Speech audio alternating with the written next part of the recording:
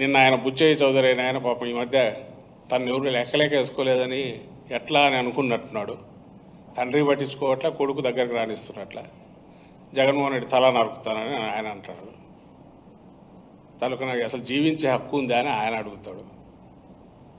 మరి మీరు నోరు తెలిస్తే తిట్లు తప్ప వేరే రావు.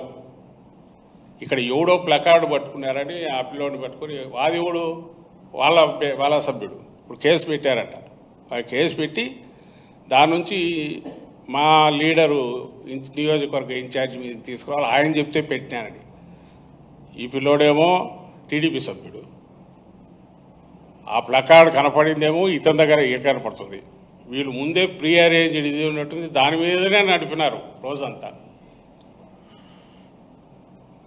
మరుసటి రోజు కేసు పెట్టామని చెప్పి ఎవరి మీదకి పోతుందంటే మళ్ళీ మా ఇన్ఛార్జ్ మీదకి పోతుంది, మా లీడర్ మీదకి పోతుంది. వాళ్ళు ఏదైనా చేయగలరు. ఎక్కడైనా చంద్రబాబు కారు ఎదురుగా వస్తానే కూడా పక్కన దారిలో పోతానే ఈ దారిలో వచ్చినాడు ఏదో చేయడానికి వచ్చినారని అంటారేమో, లేదా వాళ్ళ మినిస్టర్ వచ్చినా ఇంకోరు వచ్చినా ఏం చేసినా.